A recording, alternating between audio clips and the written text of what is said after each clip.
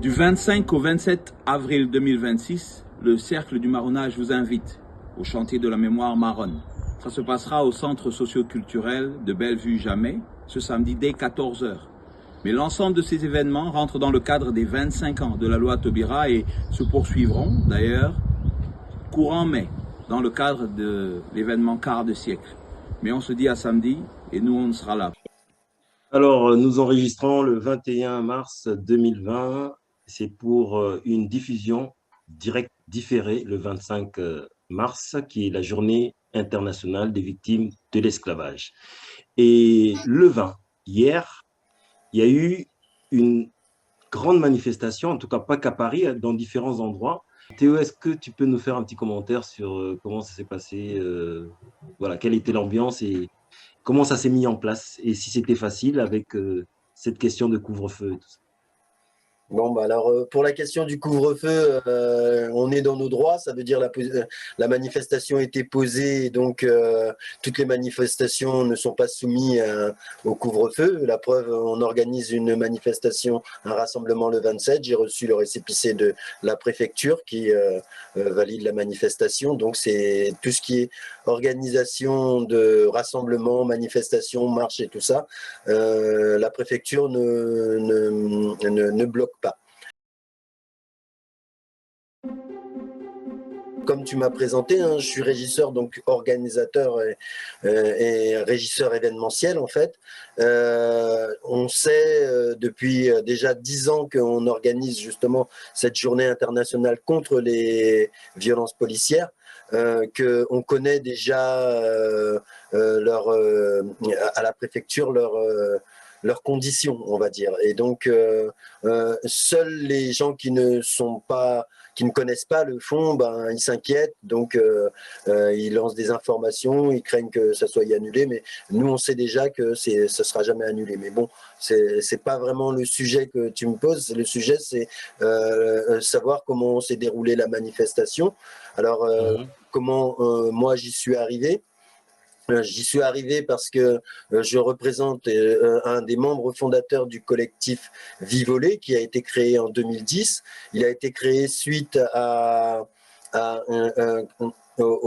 à l'affaire de la mine Dieng qui s'est déroulée en 2007, où j'ai rencontré la famille Dieng, entre autres Ramata Dieng, qui, avec elle, depuis chaque année, on militait pour toutes les violences policières qui se déroulaient après la mine Dieng, jusqu'en 2010, où on s'est dit que nous allions mettre en place une marche Vivolée qui se déroulait de Opéra jusqu'à Jean Jaurès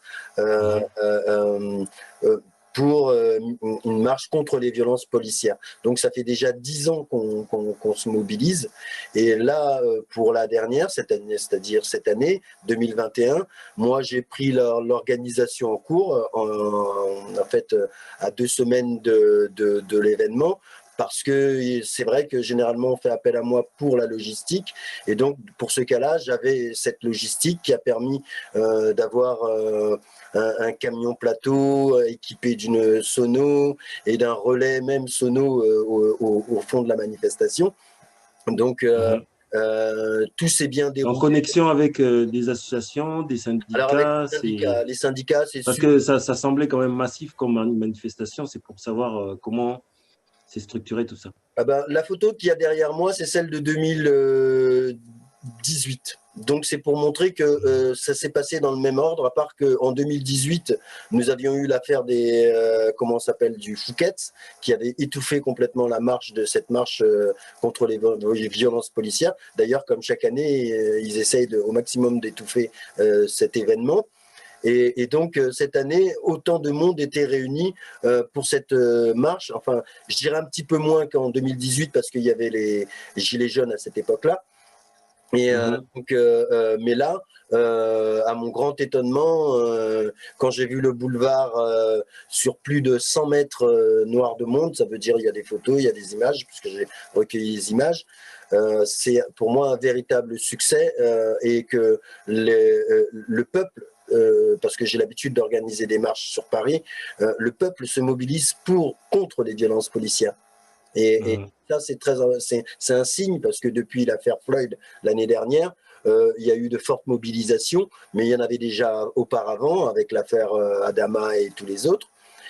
Mais cette année particulièrement, il y a eu cette convergence avec d'autres organisations, toujours la Marche des Solidarités, les Sans-Papiers, enfin tous étaient réunis dans le cortège derrière le collectif des familles victimes de violences et de crimes policiers, et aussi l'Assemblée des blessés, parce qu'il faut penser aussi à tous ceux qui ont été blessés par la police et qui sont aujourd'hui victimes de violences policières et qui pour nous font partie intégrante des vies volées.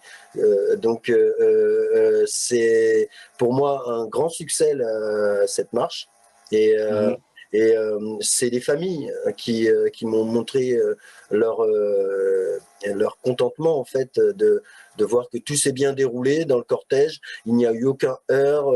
La police, bon, elle n'avait pas à être là, mais étant donné qu'on s'y est pris un peu tard pour coordonner tout ça, donc on n'a pas pu empêcher ça, mais ils ont fait leur boulot d'encadrer toute la manifestation, à marcher avec nous sur les côtés et en fait encadrer le périmètre sans faire de heurts comme à leur habitude.